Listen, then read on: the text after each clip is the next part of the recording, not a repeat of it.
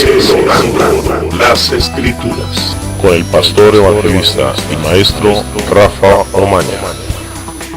Voy a gritarte, voy a contar qué pasó, que me curaste,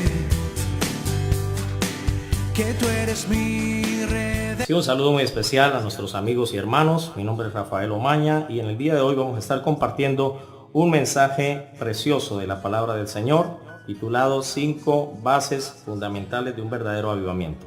Lo escribe a Timoteo, 2 Timoteo capítulo 3, versículo 16 y 17, donde dice la escritura de la siguiente forma: toda la escritura es inspirada por Dios y útil para enseñar, para redarguir, para corregir, para instruir en justicia, a fin de que el hombre de Dios sea perfecto, enteramente preparado para toda buena obra. Este pasaje, el apóstol Pablo hace un énfasis en lo que es la importancia de las escrituras y lo que debe ser realmente importante para el cristiano, el tener en cuenta las escrituras como la base fundamental en su vida, no solo en su vida espiritual, sino en todas las áreas de su vida.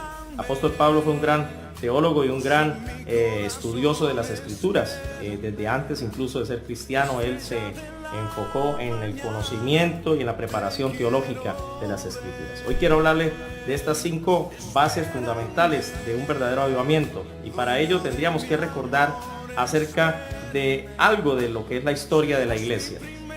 Si nos remontamos a la Biblia, vamos a ver una iglesia que arrancó a partir de que vino el enviado de Dios, el Hijo de Dios, Cristo Jesús, a la tierra, y a partir de ese momento se estableció la base fundamental de lo que sería la iglesia.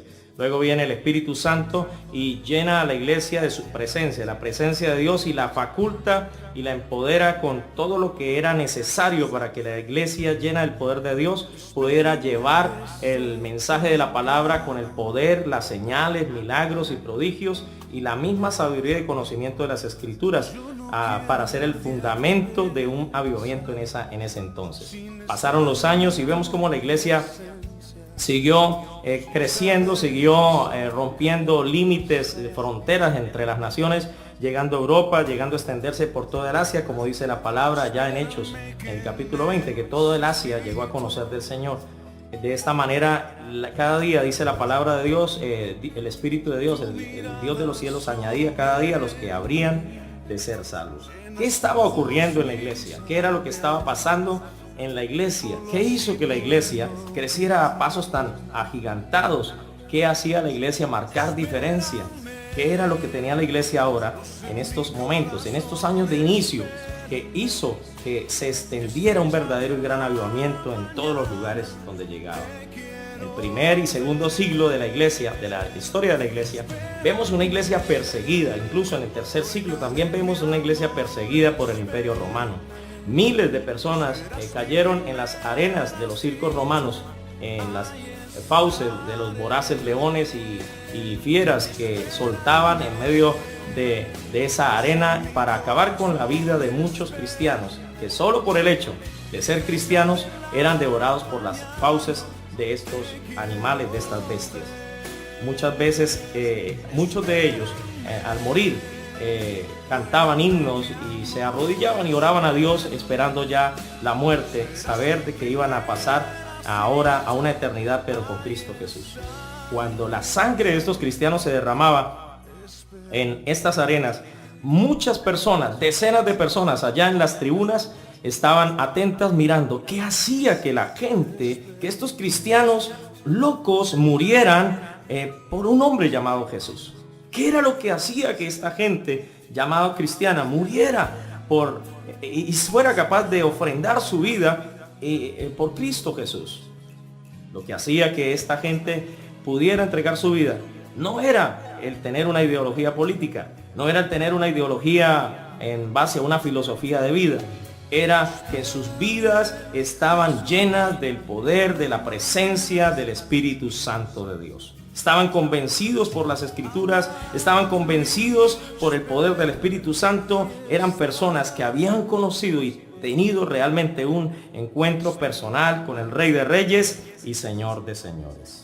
Esto hacía que la iglesia creciera cada día. Y cada vez que esas gotas de sangre tocaban en las arenas, eran decenas de romanos los que se entregaban en aquel día en el que estaban presenciando la muerte de estos cristianos. Se entregaban decenas de romanos. Cada vez que muchos cristianos morían, sus vidas eran entregadas y se arrepentían y se convertían al cristianismo.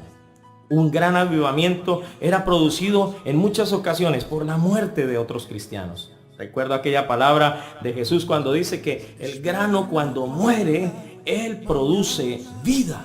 Era necesario que el grano muriera para que produjera vida. Y eso es lo que ocurre con muchos de esos cristianos que murieron en estos primeros siglos de la historia de la iglesia. Enfrentaron sus vidas y como consecuencia, como cosecha, vino avivamiento.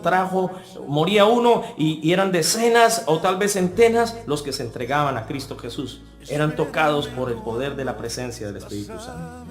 ¿Qué era lo que hacía a esta iglesia? Estar totalmente radical, estar totalmente fundamentada a tal punto de desear morir por Cristo Jesús. ¿Qué era lo que hacía que esta iglesia en sus primeros años fuera tan diferente a la iglesia que vemos hoy en día?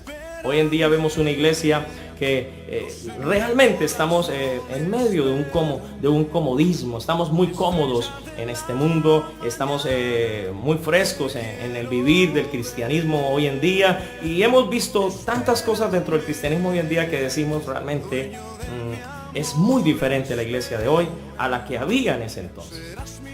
¿Cuál es la diferencia, mis amados hermanos, que hay entre la iglesia de hoy y la iglesia del primer siglo? No es otra la respuesta, sino los fundamentos bajo los cuales la iglesia estaba fundamentada, estaba establecida. Y la iglesia estuvo establecida sobre 5 fundamentos que son los mismos que Martín Lutero en la época medieval, en el año 1517, quiso rescatar para traer un movimiento de reforma sobre la iglesia que durante más de 15 años se fue desviando de las escrituras. Esos 5 fundamentos que tuvo la iglesia primitiva, que tuvo la iglesia también en la época de la reforma y que Dios quiere que la iglesia tenga en este tiempo, son los únicos que traerán una verdadera base para un verdadero avivamiento espiritual. ¿Cuáles son? Primera base o primer fundamento de un verdadero avivamiento: solo la escritura. Primera Timoteo capítulo 3. Leímos hace un momento, en el versículo 16 al 17, dice la escritura que toda la escritura fue inspirada por Dios y que es útil para enseñar, para redarguir, para corregir en justicia, a fin de que el hombre de Dios sea perfecto y esté enteramente preparado para toda buena obra. Solo la escritura es el verdadero fundamento del cristiano. Solo la escritura es la base fundamental del verdadero cristianismo. Hoy en día vemos muchos fundamentos diferentes a la escritura. Hay otros fundamentos que hoy en día están como base dentro del cristianismo. Hoy hay muchos cristianos, muchas sectas que han salido del cristianismo, hermano, que tienen otros fundamentos que no son las escrituras. Podríamos citar muchos de ellos, pero por el tiempo de pronto no podemos citarlos a todos. Pero vemos iglesias donde han establecido libros que han ido desplazando a las escrituras. Entre ellos podríamos citar el libro del Mormón, que en el siglo XIX Joseph Smith argumentó que era la nueva revelación de los últimos tiempos para la iglesia, desplazando el